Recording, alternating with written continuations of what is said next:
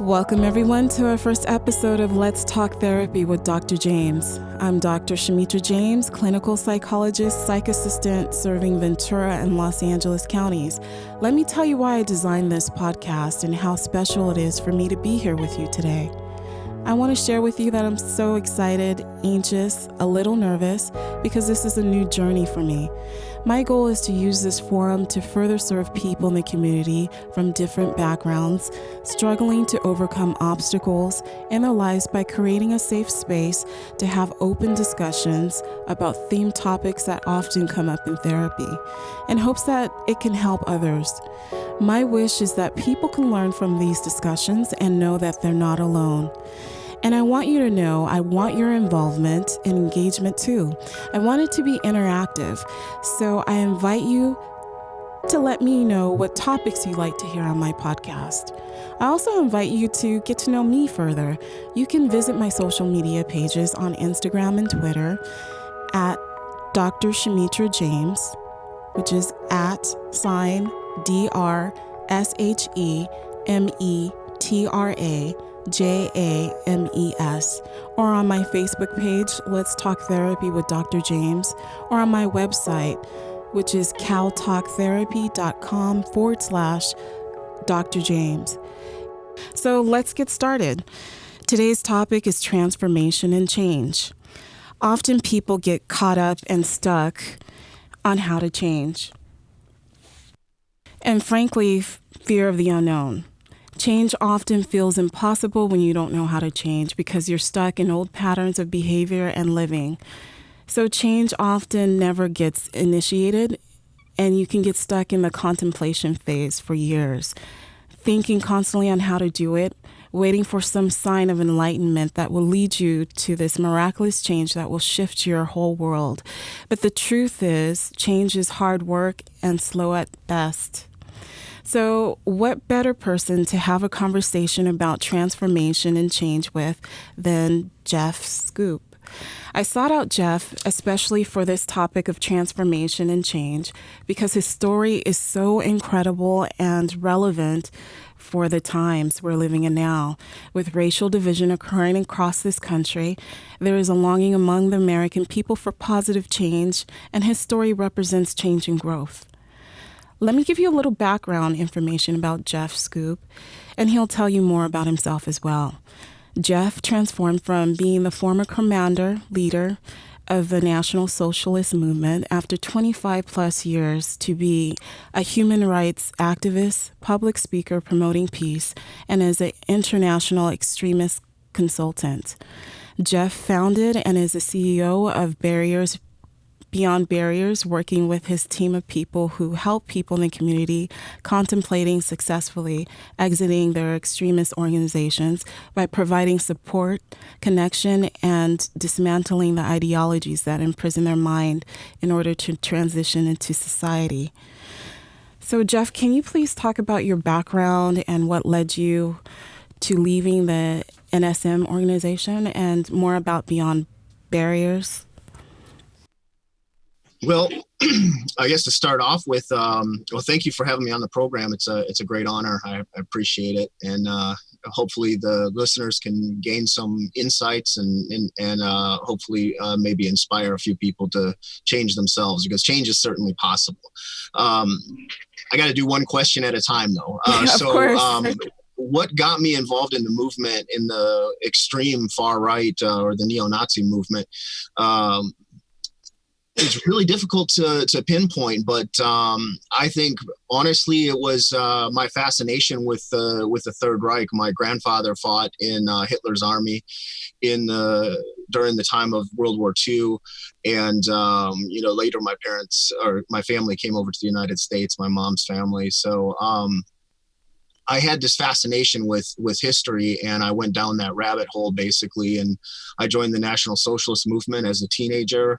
By the time I was 18, I got involved in that, and by the time I was 20, 21, right around in that age, I was appointed to, about 21, I was appointed to be the national director of that organization, which was fairly small at the time. It was in a number of states, but eventually that organization, the National Socialist Movement, grew to be the largest Nazi organization of its kind in the United States.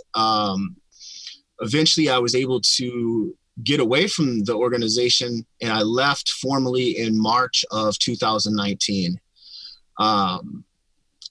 There's a lot. It's probably a lot to say in between that, but if you have any specifics or questions on that, I can elaborate further. Well, tell me more about what led you to get out of the NSM and publicly denounce the group. There was a lot of different things. You know, there's not just one specific thing. It was a process. It was definitely a process. So a few years ago, I had met a couple of different individuals that had a great effect on my life. One was Mr. Daryl Davis, who I work with today at Beyond Barriers, and also a woman by the name of Dia Khan. And Dia was a Muslim filmmaker. And basically, the concept of Beyond Barriers too is basically you are behind this barrier. You've put the barrier up yourself. You're not allowing yourself to see the humanity of other people. You've put that barrier there. It's like a blockade in your mind, and you're not seeing the humanity of others. A lot of the best way I can explain it is, for example, in World War II, when the United States was going to war with Japan, they put out all this propaganda to make the Japanese people look subhuman and degrade them, because it's easier to fight an enemy that's not like you. Or in modern concepts, we could talk about ISIS, you know, the organization over there, and they show these guys chopping off people's heads and doing things like that. So it's easy to go fight ISIS because it's evil. You know, they're evil people. You know, when you see that sort of thing, you forget the nuance, and you forget that these are human beings that we're dealing with, and you see that specific evil. Well, in the movement, I can make a similar comparison. All you care about when you're involved in white nationalism or the Nazi movement is your own tribe, your own people, and you can't see the humanity of those beyond those barriers of other tribes, other people, the humanity. You miss it. It's like it's completely foreign to you. And when people ask you about it, you simply don't see it. You're very callous about it, and you don't see it. So meeting Daryl and Dia helped me be able to see the humanity of the so-called other. You know, and in society now we have something, you know, called othering. I'm sure in your line of work, you know exactly what I'm talking about as far as othering, where you this, you know, Democrats and Republicans are doing it now too, where they're othering each other and they're not talking, they're not having dialogue. So I didn't have the dialogue. I didn't have these experiences or allow myself even to have these experiences until the last few years. So the de-radicalization process started, I'd say 2016, you know, maybe a little before that. But there was other people involved in the process as well. But these are two people I can mention publicly that I can share because they're okay with that. But it really had a profound effect on me when they talked to me about their own life stories and their own experiences. And for example, in Daryl's story, when he was in the Boy Scouts as a small boy, about 8 years old, he was in a parade, and he was the only black young man there, and he was being pelted with rocks. And he didn't understand why. He just thought, oh, well, they didn't like the Boy Scouts. And the Cub Scout, Boy Scout leaders explained to him later, you know, they didn't really explain much, but they talked to his parents about it, and they were throwing rocks at him because he was black. And his question was from that day forward was, how can they not like me when they don't even know me? And that's what sent him on his journey, and that's why he does this work that we do now as well. And I'm putting myself in his shoes as he's telling me this story. And of course, I can't completely understand or comprehend that because I haven't had to go through something like that. But putting me in that situation and going back to childhood, that no child should have to go through something like that. So I started feeling empathy at that time. And a very similar scenario with Dia Khan when I met her. And she's telling me when she was young that she felt less than white people, that she was felt that she was ugly, that she was not good enough, not I'm not quoting the exact words how she said it, but that was the gist of it, is that she felt lesser. I'm sitting across from her, we're having this conversation. I can see and feel the pain in this woman that I had grown to know through the course of filming this movie that we were doing. And it hit me like a ton of bricks in the chest. She got through to me. Daryl had gotten through to me a bit before that, but by the time I had met Dia and I could literally see and feel the pain in the room and see it in her face, that hit me like a ton of bricks. It really, truly did. And that really started the process for me. And there was a lot of other factors that came into play. And just as you said in the intro, a lot of people, when they're trying to change, and myself included, you come up with excuses. You come up with reasons like, well, for me, it was, I'll leave the movement after this, or maybe I'll go after this, or I still have to do this, or what about my job? For me, my job was, I had invested my entire life back into the record label that was attached to this, a white nationalist record label. Mm-hmm. So, I was in my head, I was going, okay, I know this is wrong. I don't want to do this anymore. But I've invested everything in this business. So maybe I should keep doing the business. No, that's hypocritical. I can't do that either. So, these are all the things, some of the things that I was struggling with. And then you had to struggle with other things. Like when you're in the movement, it's very much like a cult. I didn't like that statement when I was involved. Right. But when I was dating, I have different girls that I was bringing to events and things like that. And one after the other kept saying, Jeff, this group is like a cult. It's like a cult. And it would make me so angry at the time. I was like, why do these girls keep saying this? Why do they keep saying it's like a cult? And I'm thinking there's something wrong with them. There was something wrong with me. I didn't see it. And most people that are there, they don't see it either. So it's very cult-like in that way. And it's very all-encompassing. When you're involved in it, most of the people are involved in it too. Your social network, your support network, some cases your family. My family was on the outside of it, and I still had some friends outside of it. Lucky for me, some people don't. Some people's families completely cut them off. Or they cut their family off, just very much like a cult. And everybody struggles differently with change and things like that. But so for me, I'm making excuses. I'm going, okay, well, my business is here. Everybody I know is here. Then it was, what am I going to do with my life after this? Because will society accept me back as a human being?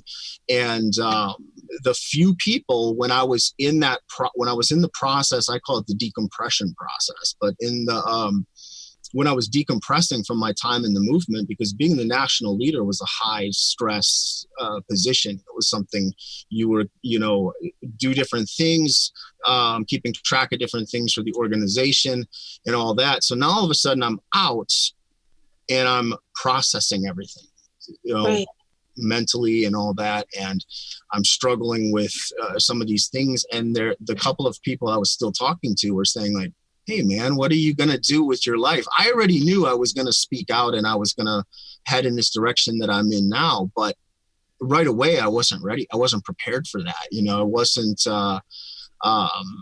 snap your fingers and now, you're going to go do this. I had to process a lot of things in my own mind. Like, why did I stay so long? And then, beating myself up over it. And that's what I really want people to understand and get, is that it is a process and you struggle through it. You have to sit with a lot of emotions, a lot of pain, a lot of grief, a lot of loss. And I had mentioned to you before over the phone when we talked prior to this interview, is that and I could feel and I can understand how much the loss that was created in your life, because there's lifetime bonds, membership, camaraderie, there's friendships. A lot of the people must have felt like family to you. So to lose all that people that actually even looked up to you too as well must have been really hard. And I can understand that. It's like, how do you deal with grief and loss? That's a really good question. And, a lot of, I set up a website by, I think, in August after leaving in March. So people were reaching out to me through that. Before that, it was my phone and email, and when I first left, to add some nuance or to add a little, to explain it a little better, when I first left, I retired. Mm-hmm. So when you retire from the movement, and like I said, I already knew I was going to speak out, but I wasn't ready. So I retired. And then, so people were like, oh, how are you doing? Are you ready to come back yet? Thinking I'm on vacation, or I just burned out, or these different things. So they're like, are you coming back? No, I'm not coming back. Most of the people I wasn't talking to, but a few of them that I'd known for years and years, I spoke to, and I said, no, I'm out. I'm staying out. And they would say things like, well, what are you going to do with your life? What are you going to put on your job resume? Commander of the Nazi Party for 25 years, and these were things, some of the things that I don't like the word fear or I don't like to say I'm afraid of anything, but when you think, concern or worry, for sure. Yeah. So, and when I started speaking out, and I knew right then and there, when you start speaking out against this, it's definitely life altering. It's those people that were once your brothers and sisters, your family, basically. Again, another almost like a cult reference, but it is very much like that, and they view you as a traitor. So I knew that was coming, and I've gotten threats and things like that. So that's why I needed some time to process everything and all that. But even during that decompression process, when people were saying things like, what are you going to do with your life? They'll never forgive you. In the movement, our biggest enemy was the Jewish people. Mm-hmm. So a lot of people would say, the Jews, they'll never forget, or they'll never forgive you. If they win, they'll hang you. They'll shoot you or things like that. And these were all things. And as someone that was radicalized in the movement, we really believed that stuff. So, these were things that before I left, that I was thinking about, like, well, are these things, is this real? Is this something that we have to be concerned about? So, it's very difficult a lot of times to convey that to people that are deeply embedded or entrenched in this lifestyle, is that there is hope for them. They can leave, that there is a way out. So then how do you have someone that doesn't have your experiences, as far as you had your experience with Diakon and with Daryl, that doesn't quite not have the empathy, be able to see someone's humanity? How are you able to convince them, even though they have questions, how are you able to convince them that there is humanity in others and to be able to have empathy? Well, the way Dia pitched it to me was when we were doing the film, and it was a film called White Right Meeting the Enemy, and it was a film on white nationalist movements in the country. And she was asking me, dialogue is a big part of this, and she was talking to me about my political beliefs at the time, and I was saying, well, this is what I think about the economy, and she was saying, well, a lot of that makes sense, but here's the part I don't understand. Doesn't that affect all people, Jeff? How is it just white people? And then she kind of winked at me and said, or just some white people, because we know in the movement, it was just some white people. It wasn't all white people. Mm-hmm. So she was like, doesn't that affect all people? Like, we're here in Detroit. A lot of people are struggling with the economy, lots of, and it planted a seed in the back of my head. Like, right then and there, some of this was going on film. So I'm answering questions as the commander of the NSM. I'm giving what I felt like should be the answers for the show that was playing, the film, excuse me. But in the back of my head, I didn't have an answer for that. Mm-hmm. And that bothered me. I don't like not having an answer for things. So it really bothered me. And later that night, I'm thinking about it. I'm like, why couldn't I answer Dia's question? Why didn't I have a real answer for that? Why did I have to spew propaganda? Mm-hmm. Why didn't I have an answer for that? So that helped a lot. So dialogue is a big part of it. So when you're sitting down with someone that you may feel has abhorrent beliefs, ugly beliefs, hateful beliefs, mm-hmm. Of course the movement does. The most important thing, I believe, and a couple of the most effective people that have been able to do this type of work, Dia Khan, Daryl Davis, mm-hmm. is listening, is showing in the movement. And it's not just the movement, but that's where my expertise comes from. But or my knowledge comes from. Respect is a big thing. Everything right. Is about respect. So if someone comes in, and this is the same, Daryl Davis, to explain a little more about him, he has helped de-radicalize about 200 Klansmen, and he's a black man. He's gone to cross-lightings and things like, which is unheard of, absolutely unheard of. It's just not. It doesn't happen, but he does it. And it's because he's showing respect. He's listening. He's letting them have their say. And this is how we do it with Beyond Barriers as well. Mm-hmm. Hearing them. Everybody wants to be heard. Every human being wants to be heard. And a lot of times in the movement, people feel like no one's listening, that their voices aren't being heard, that they're being shut down, that they don't have a voice. There's a lot of victimhood there, and it may sound funny from the outside looking in, because they'll say, no, these are the victimizers. And see, I didn't realize it either. We always thought, oh, we're being victimized. We're getting longer sentences in the courtroom than anybody else. And one thing after another, look, we're being victimized on this and this and this. And you didn't realize, even the last couple of years when I was in the movement, I started talking about dehumanization.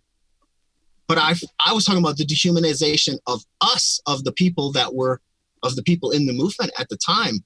And I didn't realize the hypocrisy of it until I got out. And I had gotten a few looks talking about that with different people. And they're like, give me this confused look. Like, here's a Nazi talking about dehumanization. I didn't see at the time. I spent my entire life dehumanizing others, entire groups of people. But I saw it in the sense of it was being done to us, but I didn't see the hypocrisy of it, that we had dehumanized other groups of people. So I think a lot of them are missing that. So when you bring that full circle and you show the person, like, look, this is someone that sat down with you, listen to them. They have to listen to you now. And you start planting seeds. You're not going to necessarily win somebody over in that first day or anything like that, but you slowly plant seeds and you leave a door open in that sense for dialogue. And for some people, it works quicker. For some, it could take years. Yeah, so it's a lot of confronting thoughts and processes in order for change to happen, and keeping communication open. Absolutely, yes. Yeah.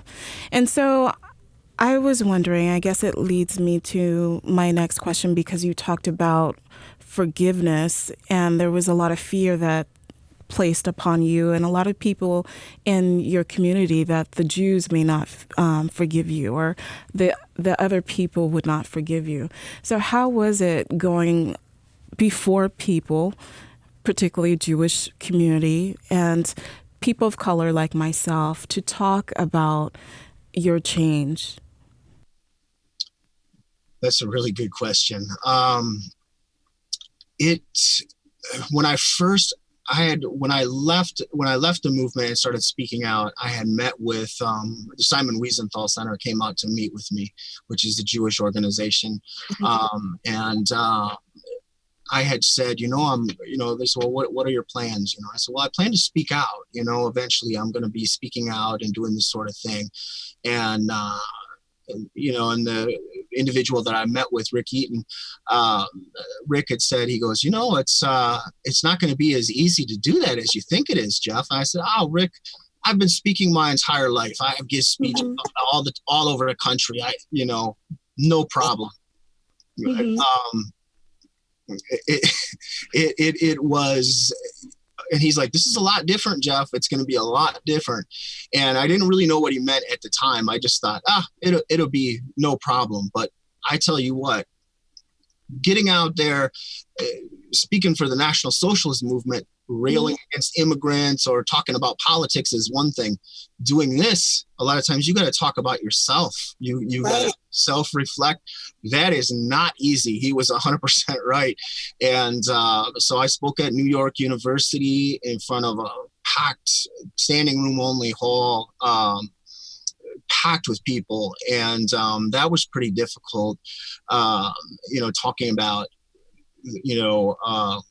actually, I've spoken all over the world. I was in Turkey and Ankara. I spoke in California at the State of Hate, and a number of other things too. But I think the most difficult one out of all the ones I've done to date was when I spoke at a synagogue in Skokie, Illinois, with another former and with my friends from the Wiesenthal Center. And the gamut of emotions and different nervousness and things like that about going into a synagogue, that was something else. And I tell you what, nothing could have prepared me for that, but it was very difficult, as a man to admit, and especially as somebody that was in a leadership position in an organization like that for 25 years, to say, hey, I was wrong. And what I did was wrong. And that is not an easy thing to do. And I expected the worst. In my mind, when I prepare for things, I always prepare for a worst case scenario. That way I don't panic. I don't panic in the worst of situations. I'm a good person to have around, like if there's a massive fire or an earthquake or something, because I don't panic. I'm very calm because I always think of worst case scenarios. I'm very security minded and all that. But nothing could have prepared me for that synagogue, because the outpouring of kindness and love and forgiveness, it's still, even now talking about it, it was just unbelievable, because especially the people I vilified the most. Like the last few years I was in the movement, I didn't consider myself a racist anymore, but because living in Detroit helped de-radicalize me in that way as well, like dealing with all these different people. But the Jewish people is really where I had struggled, and it was the last thing for me to de-radicalize was my anti-Semitism. I was very anti-Semitic. So the people that I vilified the most were some of the first ones that reached out to me, and it's unbelievable. Yeah, it's because they were able to see your courage and your strength and your vulnerability, and that's really required in change. So that led to the process of forgiveness. But, and I've asked you this before, so it makes me wonder if you've forgiven yourself. I think so. I think those of us that have been involved in these kind of things, I think we will always carry some kind of guilt and shame for it. I really beat myself up over it for quite a while. But having that negativity and not letting go of that makes things more difficult. And the work I do now is I'm helping other people. If I'm a miserable, upset, depressed, or down person, I'm not going to be able to reach anybody. You give off bad vibes and it's just bad vibes. So I try to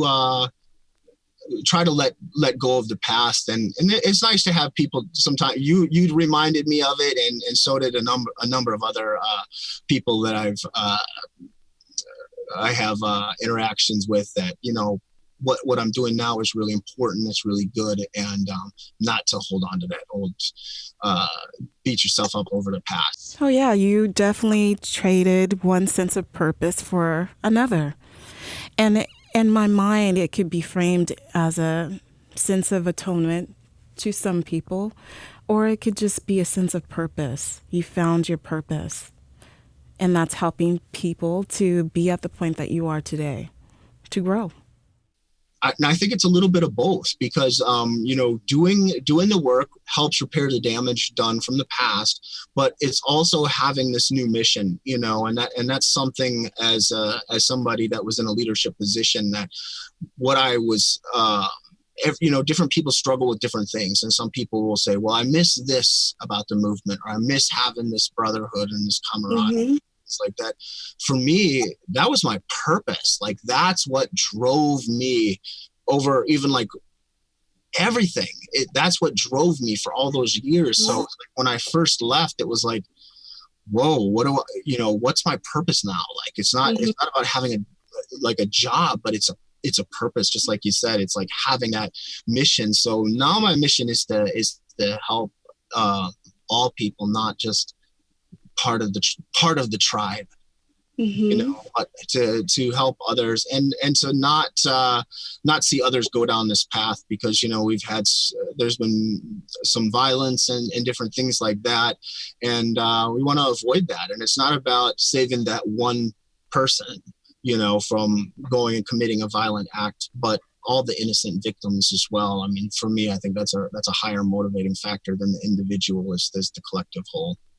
And, I'm curious, and I'm sure a lot of people would like to know this as well, is how do you want to be known as today, or seen as today? What would you want people to know about you? I think the work I do now, it speaks volumes.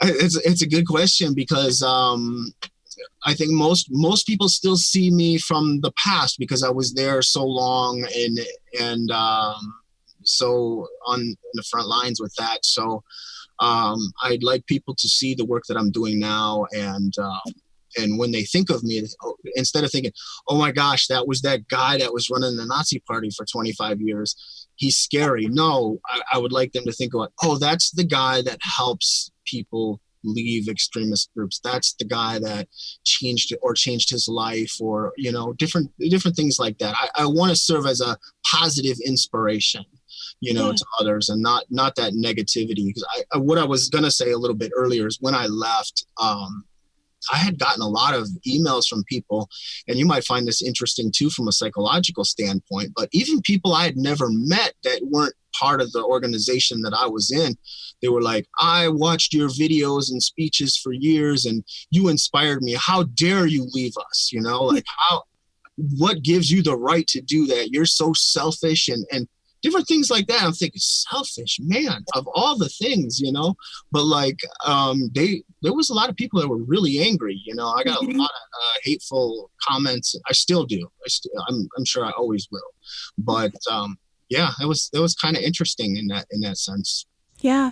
So most importantly, I would say that you would want people to see your humanity just the way you would try to give people the benefit of the doubt and see their humanity as well. So I guess lastly, what I wanted to know is, what advice would you give people that want to transform their life and change? And then also, too, the second part of the question is, in the world today where there's so much separatism and racial divide and political divide, what advice would you give on conquering hate? I have to do the questions one at a time. Yes, of course. Of course. What you said before that, too, beautifully spoken. It really, really is how I'd like people to see the world. But your first question was? The first question is that what advice would you give people that want to change, that truly want to change? Anyone can change. Change is possible.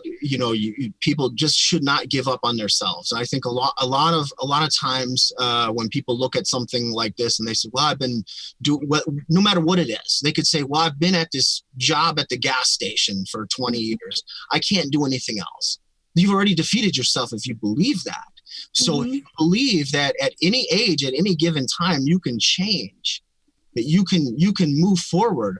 I mean, if after 25 years, we'll just use myself as an example. After all these years, if I can change and completely turn my life around, then anybody can do it. So I want to be able to inspire that in others, that they can, if you want it, if you want something enough, you can make it happen. You can will it to power. You can will it to being. As long as you have self-belief. Yes. So what advice would you give as far as conquering hate? Well, I think with hate, there's always going to be people out there that don't see it, that refuse to see it. We can't always make them see the way we see things, but we can try to be better at dialogue. We can try to be better at understanding. A lot of the cases that I've worked on and worked with other people, what really touches the lives of others is sometimes just a simple act of kindness. So maybe being nice to somebody in a public place for no reason, just asking them how their day was. Somebody that looks mad or angry. I know when I was in the movement, we always looked mad or angry. People always say, hey, look angry. It's just you could be having a great day and look angry, but just looking scary, and so touching the lives of others, really, I think there's a lot more to that than people realize, and change is possible. Absolutely. Okay, perfect, Jeff. Well, I want to tell you thank you for all the advice and all the information you provided. I really wanted to close in reading an excerpt from Dr. Viktor Frankl's book, Man's Search for Meaning. It's really important to me, so I really wanted to relay it to the audience. So I'm going to go ahead and read this. So what was really needed was a fundamental change in our attitude towards life. We had to learn ourselves, and furthermore, we had to teach the despairing man that it did not really matter what is expected from life, but rather what life expected from us. We needed to stop asking about the meaning of life, instead to think of ourselves as those who were questioned by life daily and hourly. Our answer must consist not in talks and mediation, but in right action and right conduct. Life ultimately means taking responsibility to the right answers to its problems and to fulfill the task which is constantly set for each individual. And from my own words, I want to tell people that it takes ownership, responsibility, and action. Step outside of fear in order to start living. Be fearless, move into action phase so you're no longer stuck. By doing something different, you're moving forward. And accept failure as part of your journey. That's always going to be there. Trade your self-criticism for positive talk. And initiate self-love and self-care. Change is a process. You're going to go through different grief cycles. And you're going to have the darkest of days and the best of days, but accept that as part of your process and keep on pushing forward. Make right decisions and do not give up, even in the trying times. So I leave you guys with that. And I want to thank you, Jeff, very much for being here and allowing us to learn from your experience. And I just want to remind you guys, remember, Jeff is with Beyond Barriers, and that's his organization. And if you know anyone who's questioning change, especially in extremist groups, I would recommend Jeff's organization to you and for any type of assistance. And this is the end of our episode on transformation and change. And the next topic would be on perseverance. And thank you for listening, and thank you for bearing with me in my nervousness. And I'll see you next time. In the meantime, be good to yourselves.